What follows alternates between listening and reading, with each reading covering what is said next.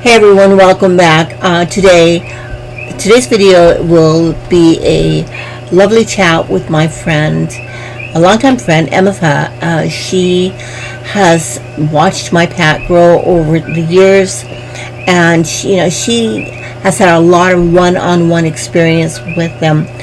And it's one thing to talk about different things and situations. It's very different when you have someone come in that actually has seen and experienced different situations with the person's dogs. So that's what today's video is about. Please grab your popcorn, get your favorite drink, sit down, kick back, and let's get on with the video. Hey everybody, welcome back to Master Matriarchs Canines. I have a special guest today, and this is my dear friend and I. And she agreed to do a little chat with me regarding my dogs and when she had met the dogs and some of her experiences that she's had with various dogs, things that she would like to see different with maybe dog owners, and some of the things that annoy her when she's out and about and she sees dogs wandering around, and whatever else she might like to share with us. So Emefa, go ahead and introduce yourself and tell us a little bit about what your thing is with dogs, maybe however you want to start this. All right. Well, first of all, I want to thank you, Pam, for having me on here, because I feel so blessed to have met you. We met as I was delivering pizza for Pizza Hut and got into conversation. We had definitely some similarities and connection, and when I saw you again, I believe it was at the grocery store, and the dogs were outside and they were being so well behaved. Never before have I seen this number of dogs all sitting quietly and patiently for their owner to come back out, after grocery shopping. And so I marveled at that. I told my kids, I said, "That's Pam, I met her. I delivered pizza to her, and look at her dogs." And my kids were impressed as well. And so then, since then, our friendship has just gotten better, and I've had opportunities to see your dogs in action. I've seen them when I made a quiche for you and you came to pick it up, and you showed me, you demonstrated right then and there how well behaved the dogs are when you have a meal, when you have food with you. We're right outside the restaurant at Teptai in Pahoa, and you indicated to them, it was mostly nonverbal, which I noticed immediately, and the dogs were all at attention. And then when you put your food down, you walked away. You set it, on the ground, and you walked some paces away, and all of the dogs behaved. They sat where they were, they looked away, they were not focused on the food, they were not vying for the food or sneaking a snare for a little nibble or anything. So that was a marvel, and I think since then you've wowed me so much with these wonderful pups, and I've gotten to meet each one and hear their story. I've seen some videos of what they went through when you met them and what they've gone through, and I really appreciate that you opened your home to me and allowed me to meet your animals, because they're precious. Oh, thank you. We have a lot of sad tales on this island, abandonment and things of this nature. What has your experience been like when you've been out doing your errands and in your job? Yeah. What is it like for you when you see these animals wandering around?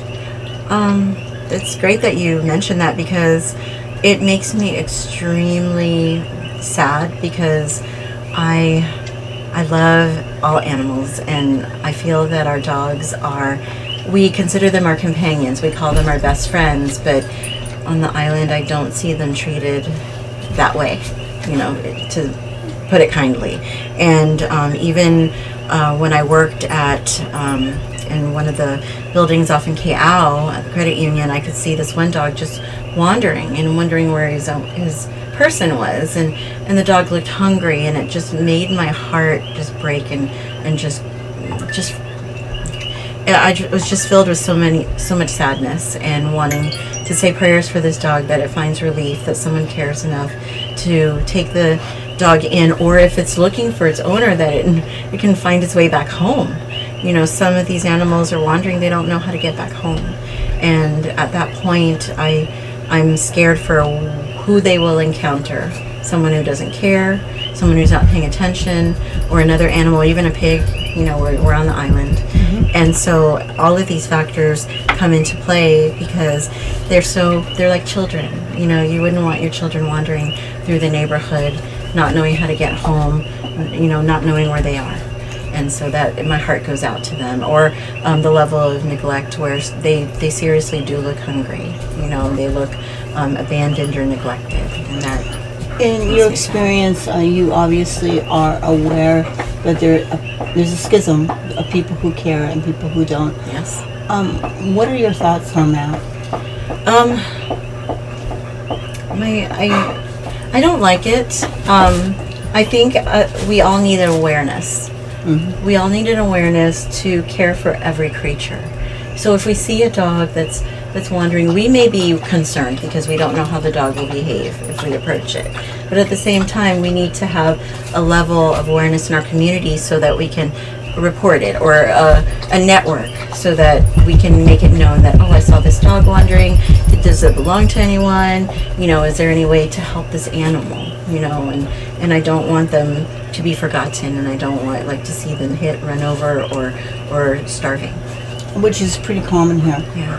And as you probably are fully aware, those are the very same types of circumstances that my pack has grown. Yes.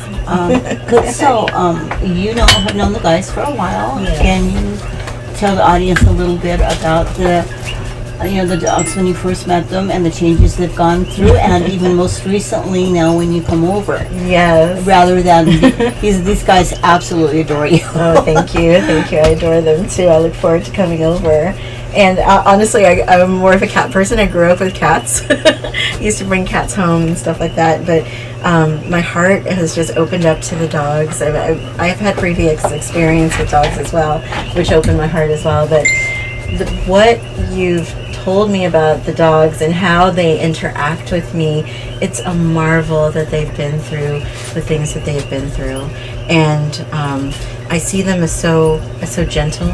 I see them as attentive, playful. They get very excited when I come over, and yet they are at attention and they're willing to listen. And I have to say, at first, it was a smaller group, and I got to know the smaller group and interact with them. And even my kids came over, and they got to sit and interact and enjoy. And my son Miles especially, it calmed him. I could see that. It really calmed him because the dogs themselves were calm. They were confident and secure. Those are things that you see in them. Yes, I do. I sometimes get flack, and traders like myself get flack because we use tools such as prong collars or e-collars. In your thoughts, and in knowing that my dogs and understanding where they were coming from, seeing how some of them how shut down a lot of them were. Yeah. Okay, you do remember that when they first came to me. Okay. Would you say that my use of these tools have in any way caused harm to my dogs? No, I don't think so.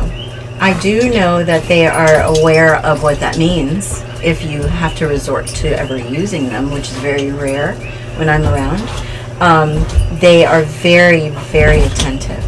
And every so often there'll be the straggler, the young one who has his own mind. Oh, Pop-Up. Yeah, little Pop-Up, he's big Pop-Up. Well, he's not so little anymore. Right. He's grown a lot. And he's just so full of energy and very, very youthful.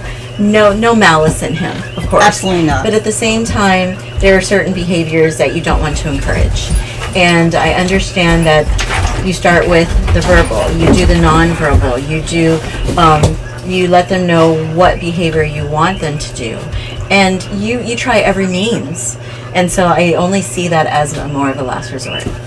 And by the time you're already reaching for the machine, they are already behaving or getting in line. So most times you don't even have to use it. And so the times I have seen it, it's not even extreme, and they automatically look to you. They're always looking to you for instruction. They look to you and they're like, oh, I made a mistake. I'm going to go and sit or behave or do that thing. And so I do say that the way you've used it has been something to not only keep you from any overt danger, which you've encountered, when you got to know your animals, and they were one extreme when you got them, to now where it's just the very last resort of anything, because you're constantly directing them.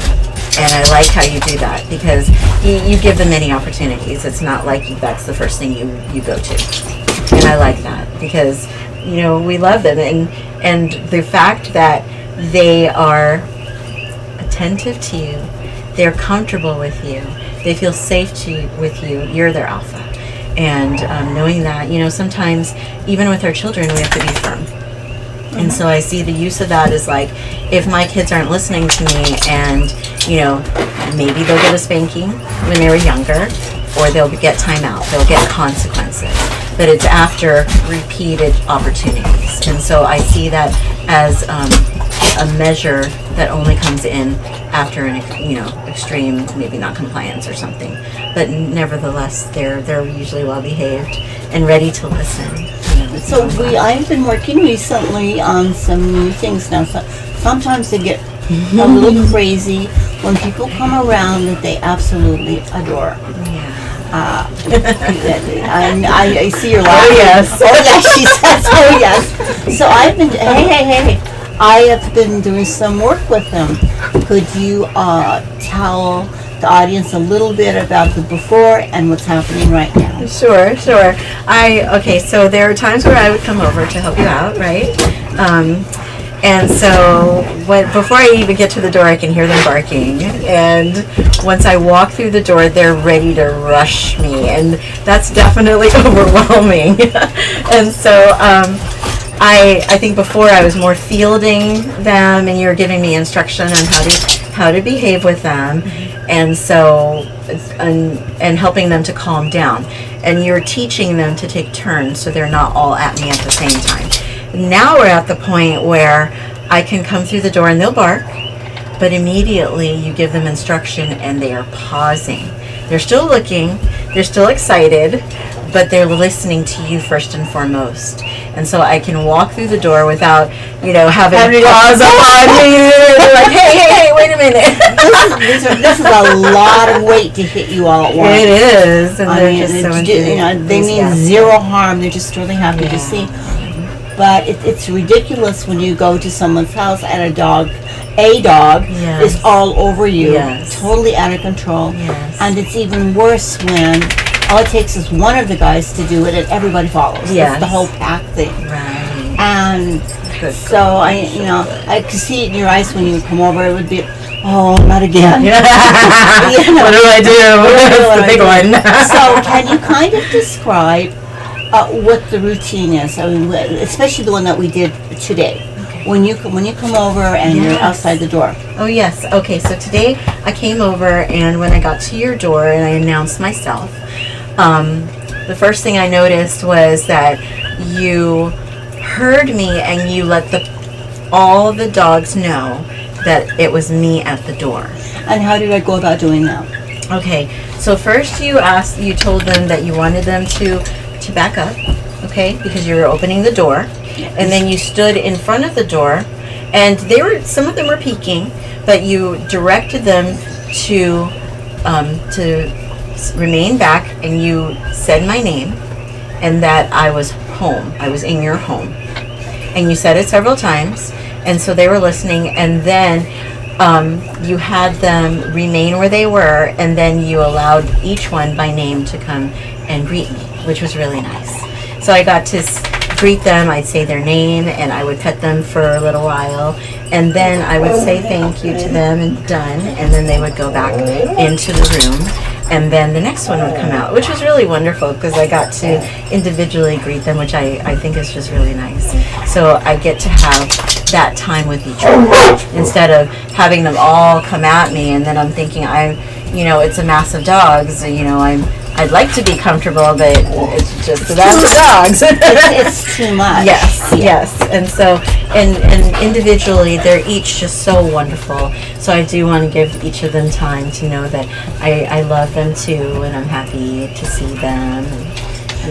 In your experience, have you seen this many dogs in such a small area get along as well, be as responsive when they're told something to do, or even when you came to visit, and like we did today? You did mention that you had, greeted each one of them, and then when you said done, they just turned around and came back in. Yes. And then when I called, well, what it was is when I just said the other dog's name. Yes. How did they behave? Okay, so when, and you would also say done. And so the dogs would know that it was time for them to come on in, so they would take their turn and calmly walk back in. And so then you would call the next dog, and the next dog would get its cue, his or her cue, and then come calmly outside to me. And so it was really nice. I think maybe it was Shay who kind of came up on me. He's the only one. Oh, yeah. He always breaks rules. On my shoulder. But all of the others, I mean, even Peaches, who's just so delightful, and she wants to say hi. Yes. Peachy, that's enough. Peachy, ready? And down. Yes. Thank you, Peaches. Peaches. Down.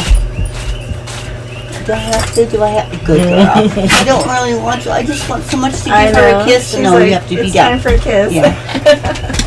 So, anyway, yeah, this has been lovely. I'm not going to keep you too long. But did you have anything else to add? I also wanted to add that I love how they treat each other. Because they are a pack, and they're all different personalities, they definitely can, in other situations in packs, you can see there's aggression, there's more of snapping and things like that, and they do that as a schooling measure, which I see, but I rarely see any animosity. I rarely see vying to be the boss or the alpha. I just see them all playing and having a good time, or relaxing and listening. Since you brought that up, okay, this is me saying a little ego for me. Yeah, that's normal play. There was a little humping going on there. It's just normal play, guys. I got excited there. Since we are on that subject, in my videos, I talk a great deal about being a good pack leader. Yes. Okay. And can you just explain to the audience a little bit about what you see when I'm interacting, when there's discipline going on, when whatever else you want to add, things that you've actually witnessed? Okay, so what I've witnessed that stood out to me as a good pack leader, you definitely command their attention. You speak directly to them. You're making eye contact directly to the animal that you're speaking with, and you keep your phrases short with action words. You're not giving mixed messages, and so you're also teaching me what that means, because you don't want to say come or go down. You don't want to put two different commands that mean different things, because it's overwhelming. It's confusing to them. Yeah, I'm sorry for interrupting. That is a huge mistake people make. Yes. Somebody will say, come get over here, and the dog is like, what does this mean? Yeah. Okay. Which one do I do? Yeah, what do I do? Or they'll say, for example, they come here, get back. Mm-hmm. And so what do I do? Do I come, or do I move back? Mm-hmm. What do I do? And that's one of the things I often emphasize with people. Well, what do you want the dog to do? Do you want it to come? Mm-hmm. Or do you want it to come, sit down? Mm-hmm. What is it? Do you want the dog to come? Do you want the dog to sit? Or do you want the dog down? What do you want the dog to do? Yes. They don't know. They don't know. So that's the reason I keep things very simple. I try to, and so they understand. If you notice, I only use certain words. I don't use a bunch of words. That's right. And I repeat these words in various ways. For example, when we were talking about home. Yes. When you were talking about home, the dogs know the command home. Home means here, Yes. within the cabin. So I don't, I can say dogs, go home, or dog, come home. Yes. And it's very clear they need to come to me, and then they need to enter into the cabin here. This is home. And so when you showed up, and I said, what was it? M home, or something like that. Wasn't it not what I said? Doggies, M home. Yes. See, and for humans, they're like, well, what is? That's weird. they understand. They understand you as M, because they don't hear Emefa. No. They only hear M Yes. when you're talking to them, because dogs normally only hear the first syllable. Everything else is just garbledygook. Okay, so I said, doggies, M, home. And what did you hear at that point? Did they start getting more excited or begin to calm down? They calmed down. They calmed down, and some of them sat, and some of them backed up, and there was a lot of silence. There wasn't this playful bantering going on, and they were at attention. I do my very best to clearly communicate. Do you see that happening? And if so, what do you see as the results of that? I love how you communicate, because it does give them an opportunity to clearly understand what you mean. And no matter where they are in the house, they hear you. And I think that's great, unless their head's turned away, because they're also looking for visual cues. That nonverbal is huge. I know you explained that to me. And so they are very good at listening. They are such good listeners. And I guess I never realized how attentive dogs truly are. They're always watching us, and they're watching the nuances in our behavior. They're listening to our tone. Tone is important. And I also believe that if we respect them, then they have that level of respect for us as well. Because if I were an individual who didn't respect them, and I came with a command, which, for example, I'm giving two different messages, plus I don't respect them, they're not going to listen. Oh, you see that example with my roommate. I've seen that What example. is the difference? What is the difference, ladies? Because my dogs will obey you too. Yes. I've seen that if he wants to come by, and it's usually just kind of walking through and softly saying the dog's name and saying move or get out of my way, but it's not directing, not with that tone of authority, plus knowing that there isn't the respect there, trying to just walk through them instead of getting their eye contact or getting them to focus. That's very important. And then letting them know that's what you want in simple phrases, just really short and sweet, waiting for them to respond, not just barreling through, but I think it's mainly the body language, the tone, and that level of respect. I totally agree with you. So many people have zero respect for All right, the dog. Odie. Okay, Down. Odie, get down. Floor. We have a new command, the floor. Good. That means 4 paws on the floor, because people say down. Down could be anything. Yeah. Okay, so we're learning a brand new command. It's called floor. Okay. All 4 paws on the floor. Good.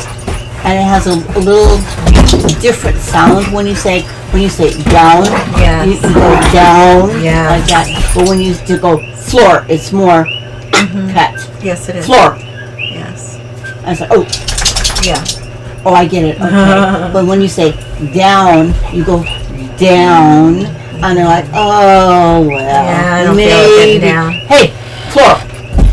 He did it. Quickly. And I have no difficulty doing a correction immediately. And my dogs, I think I have good dogs. I would like to think I have good dogs. You do. Are they perfect? No. No more than any child is perfect. Exactly. But I think I would like to believe, and sometimes I ask people to share what they see. It's one thing for me to talk. I can make up anything. In most YouTubers, you can say anything on YouTube. But it's very different when you have somebody come in who's actually seen the whole scenario, who's experienced it, who has seen it from, maybe point A or point B, and watched them grow. That's right. Yeah. And that way, the whole everything I say online carries more weight, because people are actually coming in and say, yeah, I've seen this. I've seen these dogs. I've watched them grow. I've watched where they were and where they are now, and you've given some extremely good description of what you've witnessed over time. And hon, I want to thank you so much for being here. And I know you have a bunch of stuff that you got to be doing. You got Yeah. kids to go get, and it Yeah. was a little bit late. And I just caught you kind of off the cuff when you came over. You were so sweet, and you agreed to do this with me, and I appreciate you so much and all that you do. And I like the fact also that you like my dogs. Yes. I put a lot of work and love and time into them. And I think you can really see the difference Yes. between people who just have dogs outside, who pay attention to them occasionally as they are a side thought. And the same applies to children. Yeah. With parents. And you can tell kids that really get their parents' attention in a beneficial way. Yes. Okay, let me emphasize that. Yeah. Where it's benefiting the children, they have a clear understanding of what's expected out of them, what they're supposed to do, etc., etc. Yeah. And those kids who have part-time parents because they're too busy on their phones or don't want to bother with the kids or whatever it might be, you can really tell the That's difference. true. It's like with your children. Yeah. As a mother You of put a 8. tremendous Yeah. amount of one-on-one eye contact, being there, being present in your kids' lives, and you can really tell the difference. Thank you. Yeah, I mean, you've got some incredible children, and you do have a particular challenge because one of your kids is autistic. And he is just so together. I've known you for quite some time. I've seen your kids many times, Yeah. and he is just very together. And I wanted to compliment you big time for that. Yes. A lot of people Such a just simply blessing. can't handle it, and you are pretty much a single mom raising these amazing children, working very hard. And I mean, you are. I just wish more people were like you, and you rely on yourself. Thank you, Pam. So you are amazing, my dear. You do incredible things yourself, and I want to thank you so much for the work that you do, the heart that you have, that you see beyond. You just see beyond the skin, the fur. You found a need, and you have this incredible ability to love them, to nurture them, to mother them, but also direct them. And you have the ability to also help people and train people to be that same type of person for their animals, for their dogs. It's not just about the animals, okay? Yes. You could take a type of knowledge, good knowledge. You may have learned, like, I don't know, for example, how to properly, you break open some eggs and you whip them up for scrambling. There's a good technique, and there's just stuff that everybody else does. Right. And you can tell by that technique how those eggs turn out when you're cooking them. Yes, yes. And you're a big cook. And you. you make the most incredible quiches, and you know what I'm talking about. I do. You can tell when you make shortcuts, but you also know that same technique in handling eggs can apply to many other dishes. Yes, that's true. This is the best description I can use. So it's not just about making scrambled eggs. Hey, floor. Good. It's not just about making scrambled eggs. You can use it for your quiches and all the other incredible things that you do when you're cooking, if you just get the technique right. That's right. And the same thing applies with what I do with my dogs. The things I teach people, it doesn't just apply to dogs, it applies to their interactions with people too. That's right. Exactly. Yeah. Don't look at it. It's like what you just said. Don't just look at what's on the top. You've got to look within, and every one of us are so unique as individuals. I mean, and when I was teaching school, we had that dry curriculum, and a lot of my kids never got it until I said, "Hey, done."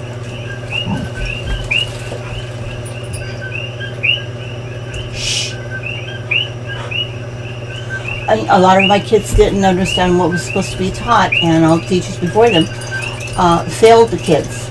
But when I started working with the kids, my kids excelled Excellent. because they were all treated with respect and as unique individuals, and with that extra amount of understanding and genuine care and concern. It shows. It goes You don't know far. what these kids are going through at home. And so I try to apply that in every aspect of when I'm working with mammals. Yes. Okay, whether it's dogs or humans or whatever, I do my very best to Yeah. go that extra mile and You look. do. Kind of, hopefully, I'm looking through their eyes to a degree. You know what I'm saying? Absolutely. And you're the same way. You have this incredible gentleness and love and care Thank you. You know, and you're just amazing. And my dogs picked it up right away. That you're somebody that could be trusted. Yeah, they're good guys. Yeah. Dogs never lie. They talk to you all the time. They never lie. Unfortunately, you can't say the same for people. Yeah, that's true. It's really sad. All right, love, I'm going to go ahead, and I know you got stuff to do. Thank you so much for being here. Absolutely. And It's a pleasure. I will get this out, and you get to see all the goodies, and I'll send you the links so that way you can watch yourself, and you can have the kids watch too. That'll be fun. Yeah, I think so, and I think my audience will very much enjoy hearing what you have to say. Awesome. I hope so. All right, thanks so much, guys. Thank you so much for watching, and again, next time we'll see you on Master Matriarchs Canines. And remember, if you don't train them to do the right thing, you are, without realizing it, training your dogs to do the very things you don't want them to do. Thanks again, and aloha from Hawaii.